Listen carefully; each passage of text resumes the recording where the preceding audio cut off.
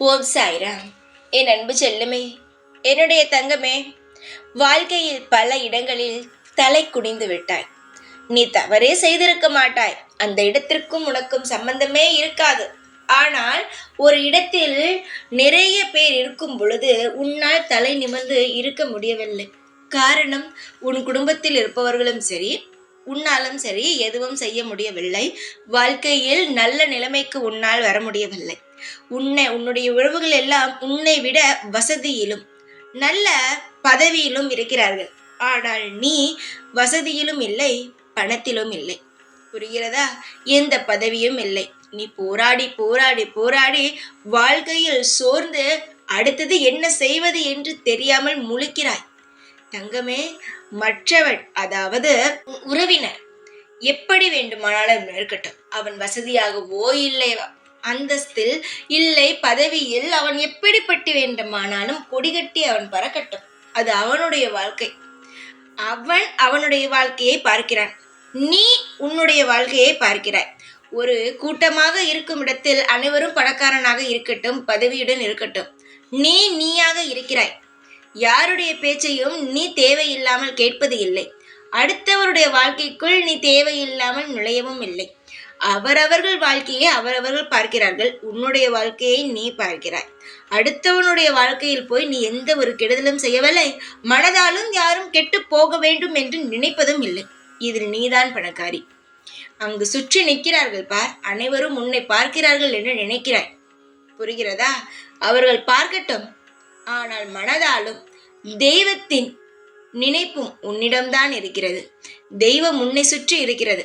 யார் ஒருவன் மற்ற மனிதனை கேவலமாகவும் அவனுடைய பதவியை வைத்து ஆணவமாகவும் ஆடுகிறானோ அவனுடைய வாழ்க்கை சற்று காலம் மட்டும்தான்.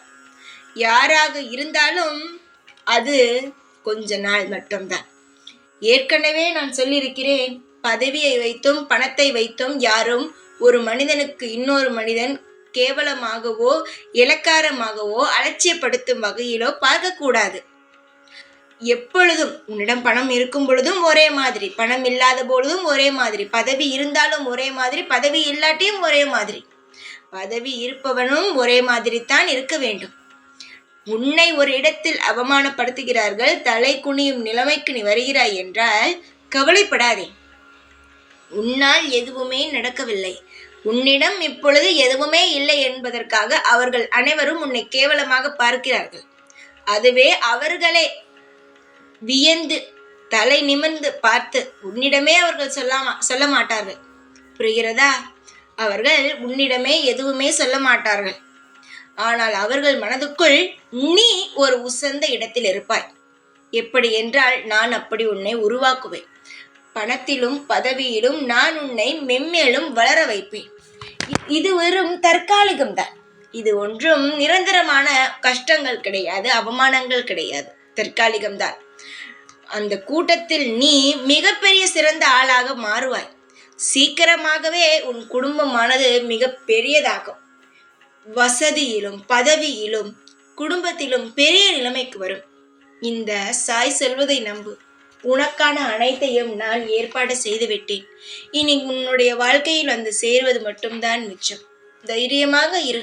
தேவையில்லாத இடத்தில் தலை குனிய வேண்டாம். எத்தனை நாள் தான் தலை குனிவாய்? தலை நிமிர கற்றுக்கொள். எப்பொழுதும் உன் கூட இருப்பேன் நான். ஓம் சாய்ராம்.